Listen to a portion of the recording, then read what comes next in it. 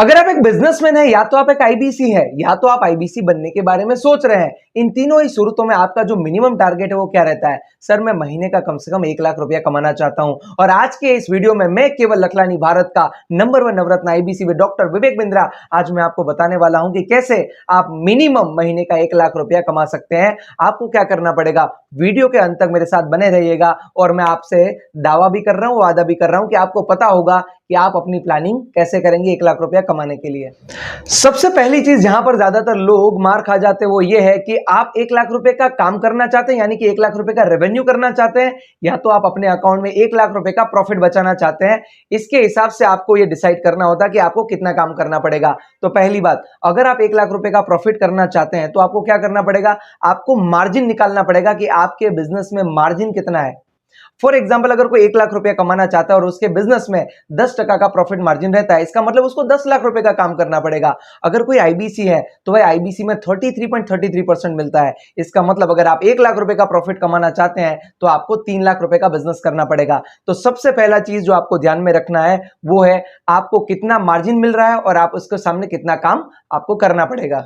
दूसरा चीज जो आपको ध्यान में रखना पड़ेगा वो है कि आप कौन सा प्रोडक्ट बेचकर ये पैसा कमाना चाहते हैं। जैसा कि मैं आपको बताता हूं कि अगर आप 10 लाख रुपए का माल बेचकर आपको 1 लाख रुपए कमाना है, तो वो 10 लाख रुपए का कौन सा माल होगा जो बेचकर आप 1 लाख रुपया कमाएंगे। फॉर एग्जाम्पल, आपने एक माल को सिलेक्ट किया, प्रोडक्ट ए है जो आप 4 लाख रुपए का बेचेंगे, प्रोडक्ट बी है जो आप 3 लाख रुपए का बेचेंगे, प्रोडक्ट सी है जो भी आप 3 लाख रुपए का बेचेंगे। तो टोटल मिला के 10 लाख रुपया हो गया। ये 3 प्रोडक्ट के ऊपर आप पूरा फोकस करेंगे तो आपका मार्केटिंग, आपका कैंपेन, आपकी हर एक चीज इन 3 प्रोडक्ट के ऊपर फोकस रहेगी। तो आपको प्रोडक्ट सिलेक्ट करना कि कौन सा प्रोडक्ट बेचकर आप ये पैसा कमाना चाहते हैं। तीसरी चीज जो कि आपके ध्यान में होनी चाहिए वो है आपका क्लोजिंग रेशियो। क्या बोलना चाहता हूं मैं? अब ऐसा तो नहीं होता ना कि 10 कस्टमर अगर आपकी दुकान पे आते हैं तो 10 के 10 जो है वो खरीद के जाते हैं। भाई, ये नेक्स्ट टू इम्पॉसिबल है, ऐसा जनरली नहीं होता है अनटिल एंड अनलेस आपके पास मोनोपोली है। तो क्या करना पड़ेगा? हर प्रोडक्ट वाइज आपको आपका रेशियो निकालना पड़ेगा कि प्रोडक्ट ए के लिए जब 10 लोग मेरे पास इंक्वायरी करते हैं तो 1 खरीद के जाता है, प्रोडक्ट बी के लिए जब मेरे पास 6 लोग इंक्वायरी करते हैं तो 3 खरीद के जाते हैं, प्रोडक्ट सी के लिए जब 2 लोग भी आ जाते हैं तो 1 खरीद के चला जाता है।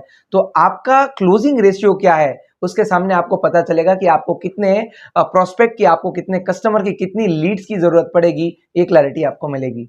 तो आपने अपना प्रॉफिट मार्जिन भी देख लिया। ये प्रॉफिट मार्जिन कमाने के लिए आपको कौन सा प्रोडक्ट बेचना है आपने ये भी देख लिया, और उसके लिए आपका क्लोजिंग रेशियो क्या है आपने ये भी देख लिया।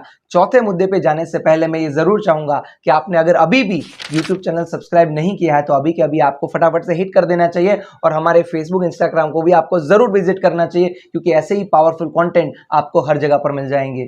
फोर्थ पॉइंट जो कि आपको ध्यान में रखना है वो है number of customer, number of prospect, number of leads. तीनों का मतलब एक ही होता है कि कितने कस्टमर आएंगे तब जाके 1 कस्टमर खरीद के जाएगा। अब आपको पता चल गया कि मेरे 10 कस्टमर आते हैं और 1 खरीद के जाता है, और आपने डिसाइड किया कि मुझे मेरा टारगेट कंप्लीट करने के लिए कम से कम 10 यूनिट तो बेचना ही पड़ेगा। इसका मतलब आपको 100 कस्टमर की जरूरत है। अब वो कस्टमर कहां से आएंगे ये आपको पता होना चाहिए। जैसे रेफरेंस से आपको 10 कस्टमर मिल गए, फेसबुक से आपको 20 कस्टमर मिल गए, इंस्टाग्राम से आपको बाकी के 20 कस्टमर मिल गए, ऐसा टोटल मिला के अलग अलग प्लेटफॉर्म से आपके 100 कस्टमर आपको मिल जा रहे हैं, और वहां से आपके 10 क्लोजिंग निकल जा रहे हैं। तो वो क्या करेंगे? कुछ तो करना पड़ेगा ना भाई। अगर कुछ नहीं करेंगे तो कस्टमर भी नहीं आएंगे। तो ऐसी क्या एक्टिविटी करेंगे जिससे वो कस्टमर आपके पास इंक्वायरी करेगा? ये बात का आपको पूरा प्लानिंग बना लेना है, और वो प्लानिंग के मुताबिक आपको एग्जीक्यूशन करना है, ताकि नंबर ऑफ लीड्स आपके पास प्रॉपर आती रहे और आप अपना क्लोजिंग का टारगेट को अचीव कर पाए। सबसे आखिरी पर सबसे इंपॉर्टेंट जो पॉइंट है वो है पॉइंट नंबर 5, जो कि है ट्रैकिंग।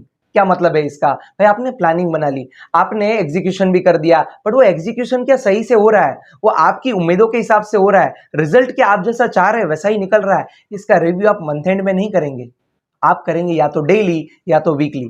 कम से कम अगर 1 महीने का गोल आप अचीव करना चाहते हैं तो आपको वीकली रिव्यू तो करना ही चाहिए। और ये वीकली रिव्यू में आप क्या देखेंगे कि जो जो चीजें मैंने प्लान की थी क्या उसी हिसाब से मुझे रिजल्ट मिल रहा है? अगर नहीं तो कहां पर आपको एनर्जी बढ़ाने की जरूरत है, कहां पर ग्लिचेस आ रहे हैं, वो हर एक चीज आपको पता चल जाएगी एक सही समय पर, अगर आपने प्रॉपर ट्रैकिंग किया तो। आई एम श्योर कि जो 5 पॉइंट मैंने अभी आपको बताए हैं आपने उसको नोट डाउन जरूर किया होगा। अगर आपको भी अपनी लाइफ में वो बिजनेस नहीं मिला जो आपको कम से कम महीने का 1 लाख से 5 लाख रुपया कमा के दे, तो आपको कुछ नहीं करना है। नीचे जो दिया गया नंबर है 7575004003, उस पर कॉल करना है और पूछना है कि मैं भी महीने का कम से कम 1 लाख से 5 लाख रुपया कमाना चाहता हूं। मैं आपको दावा करता हूं कि यह पॉसिबल है और यह बहुत सारे लोग कर चुके हैं। केवल लखलानी ने भी यह करके दिखाया है, तो आप भी कर सकते हैं। मैं आपको बताऊंगा स्टेप बाय स्टेप की कैसे आप 1 से 5 लाख रुपया महीना कमा सकते हैं। अगर वीडियो आपको अच्छी लगी है तो वीडियो को लाइक करें, चैनल को सब्सक्राइब करें और हमारे साथ इस जर्नी में बने रहने के लिए, इतना प्यार देने के लिए आपका बहुत बहुत धन्यवाद।